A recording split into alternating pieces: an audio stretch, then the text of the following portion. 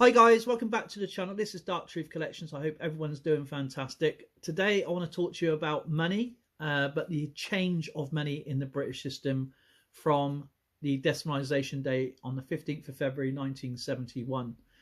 And before I actually go into the post-decimal coins and what happened from 1982 and before 1984, but before 1984, people my age, if you're into collecting or coins and you just know in general, you would know what happened. And this is very important because some people don't even realize that we had this type of money in circulation at the time.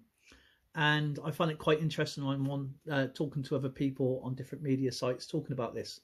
So I thought I'll share this with you on YouTube and we'll go for it. So what was the money like in post decimalisation day? So Queen Elizabeth money I'm not doing any other money, I'm doing Queen Elizabeth. So the money would look like this. This is a £10 note. This is the currency we're going for at the moment. So it's my favourite £10 note, post decimalisation. Sorry, pre-decimalisation, not post. Sorry if I make mistakes. I am trying to do this the best I can, and because I don't understand this money whatsoever.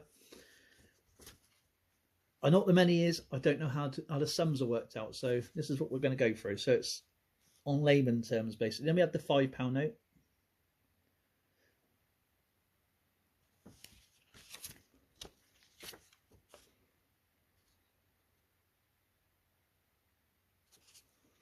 There is others. I'm just doing the ones that are leading up to 1971. Just in case I get a comment. Oh, there was more. Yes, we know more, but just leading up to the ones that were actually coming up and taken out of circulation, leading up to 1971. So there's the old £1 notes. I think they're really, really cool. And then, of course, you have the 10 shilling note or the 10 bob note, and that guy's been on his bike all day. I've been trying to do this video all day. So there we go. So that's the currency what had been used, but some of it would have still carried on in coexistence with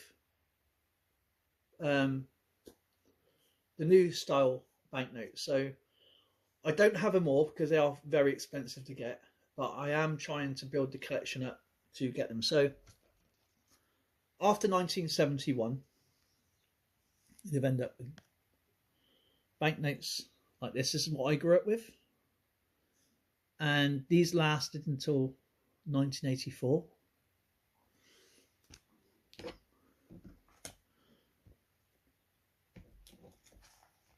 These are a little bit later, but I am trying to get the ones just after. I'm just showing you the variants. So there's the currency. This is what I've grown up with.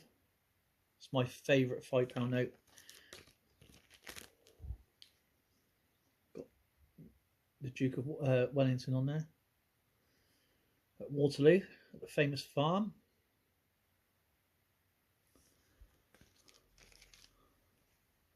And then we have £10 note,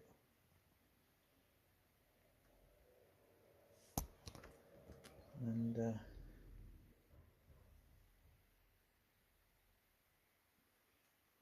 Florence Nightingale. And then after 2015 we had the polymer notes. We all know the £5 note, the £10 note obviously. I do have them. I'm only doing Queen Elizabeth. So then we have the £20. So I'm just showing the transition, what was like post and now pre. So that was the £50 note. So these got Alan Turing on there. So that's the currency. That is from pre-decimal. Now we're on to post-decimal. So let's go back again, and what it had been like for an everyday person, what to buy groceries. So now with the way things were written. Now I'm just going to do the coins that was available at the time. I'm not going to go and do every single one of them. So the pound itself, go back to the pound again, was 240 pennies to a pound. So we go and look at the coins itself. Now I do have them here, but I need to change these. This board's quite old, so there's the penny, 1970. I'm just showing this because it's much more clarity on these. So there'll be 240 pennies to £1. And the crown, sorry, the half crown, there is the crown obviously, but the half crown is 2 shillings and 6 pence. So we would have, which was half a pound.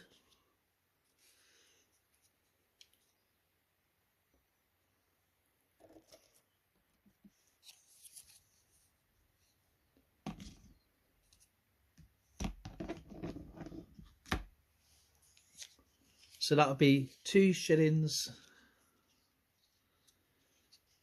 So it'd be 1 crown, 2 shillings, and if I can find the 6 pence is here. That's how much half a pound would be. So a crown would be, sorry. So it's 2 shillings and 6 pence is equals to 1 crown. Even though you've got Scottish and English, that's would have made up one of these, and then two of these would have made up one of these.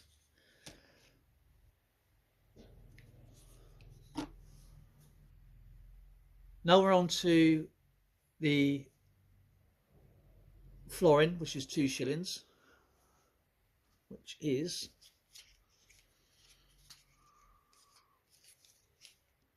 one of these. Now I believe these are separate coins from the florins, because the florins would have looked like this.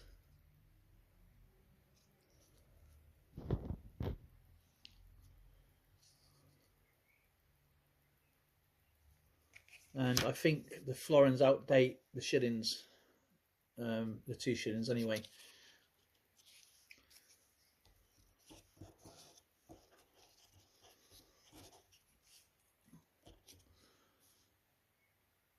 And then you go down to the 6 pence, which is here. These would have been called a tanner. Then we have the 3 pence, which is one of these. And the 3 pence also was called the threepenny bit, or the other often word that was pronounced was threepenny or threepence.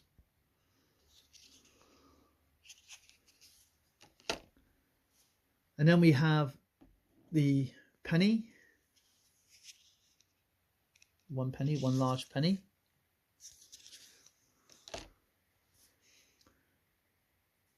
And then we have the halfpenny.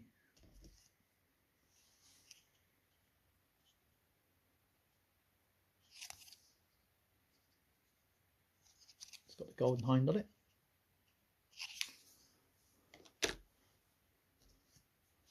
And then we have the farthing.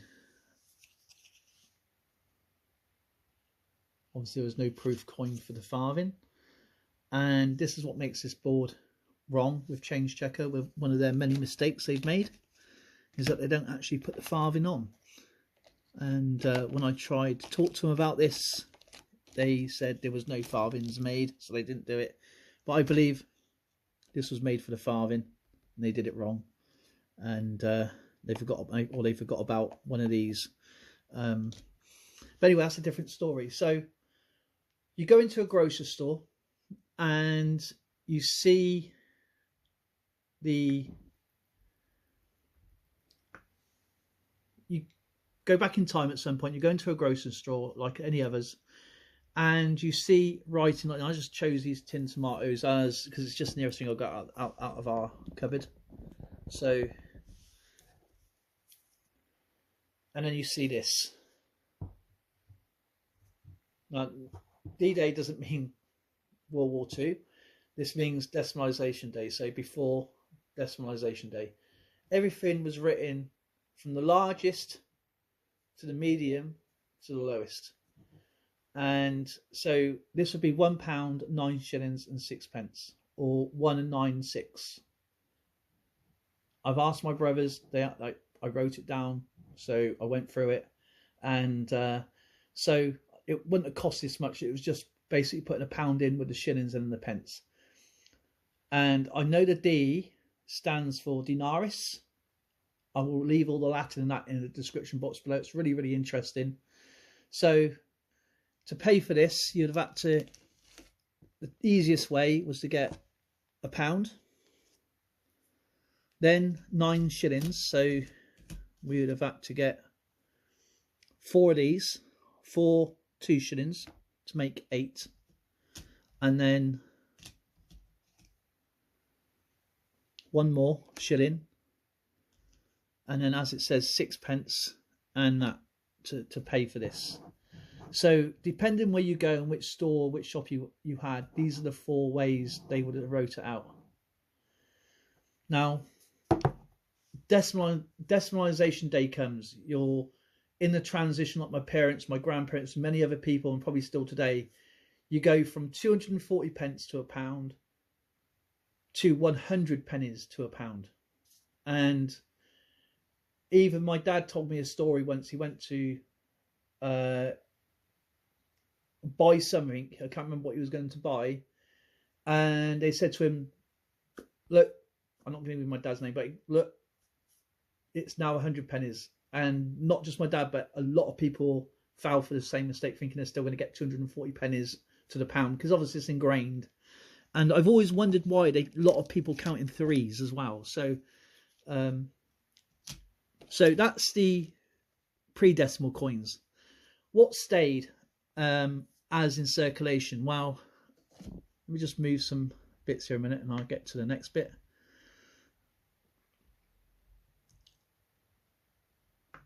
Okay. Obviously the pound stayed as a pound, and it was still classed as £1, but it went down. So these coexisted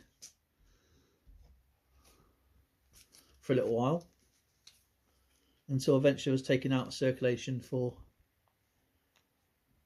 this type of money. So these were short-lived, and then the more modern ones came in and took out the pound. If I can find it, it's hidden here somewhere. There it is. The shilling was replaced by, let's move this up. The 10 shilling note was replaced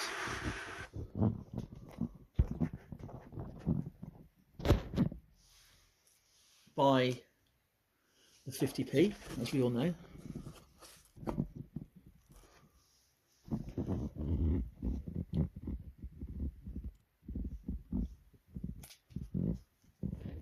So these were taken out because of life expectancy.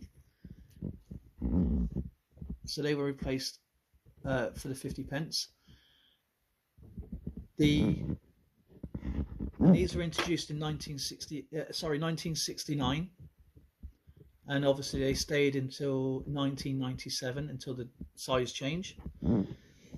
The 6 pence stayed, and that went down to 2.5 pence. The 1 penny went out in 1970. The 2 shilling, the actual 1 shillings, but the Scottish and the English stayed. They went as 5p, and the 2 shillings went as 10 pences. So there was technically three 5 pences in circulation at the time, including this one. There was 2 types of 10 pences, 1968 until 1981, that one. with these type of florins. And also there was one more, I think. Nope, that was it. So everything else was taken out of circulation, and it made a lot of people very confused because they thought they was going to get things still for 240 pennies to the pound. And of course, what do we have in the top right corner? We still have the halfpenny. In fact, it's the new half p coin rather than the old half p coin.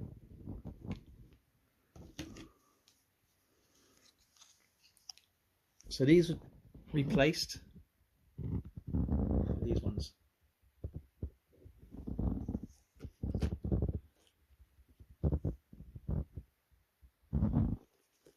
So what was it like after decimalisation day? Obviously, go and get your tin tomatoes. So before 1984, the price was £1.29.5p, and this is very important because the half p only lasted until 1981 until 1984. Obviously, a few wasn't in circulation because they were only in sets, but I stay 1984 because they can make them 1984, and people do break them open for money. So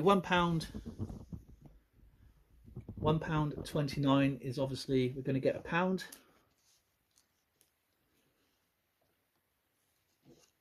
We can get our, I still use the old money, even though we got our our decimalisation day money. So we got £1.20, and then you need 4 pence. So, and then you need 4 new pennies, which are these ones. And the reason why it's 1971 to 1981 because it says new penny on the coin. And that's also very important because it was just to introduce new pennies to the public, so they got used to the new types of pennies. And so after 1984, go back to the shop, and then you notice the half p is missing because they're no longer in circulation. So now it's just an everyday £1.29p. And I hope this video makes things a little bit more clear. To some of the videos that I've seen, some of them has made no sense, and I've had to ask my family for help with how things are written out, because it depends where you went, which shop you went to, what you was buying.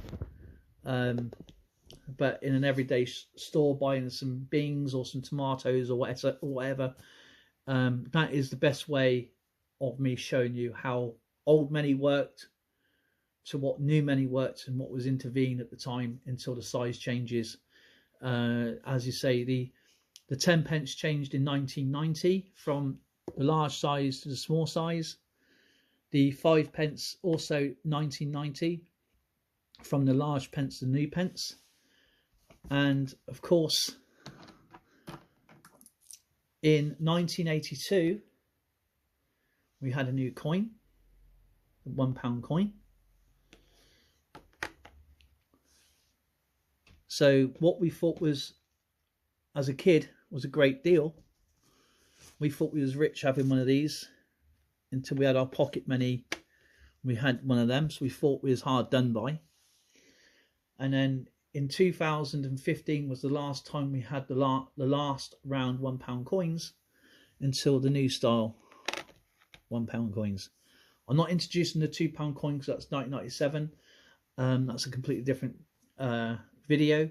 But anyway, thank you so much for watching. I hope you enjoyed the video. I hope this kind of makes sense with how things are written out and how things are structured. And it must have been very confusing for my parents, my grandparents, and other people's parents and other family members, or maybe yourself. And I didn't understand why everybody was counting in threes, and now I kind of know. I appreciate you all watching. Thank you so much for taking time out to watch my video. I've got a lot of stuff to put away, and I will see you all in the next video.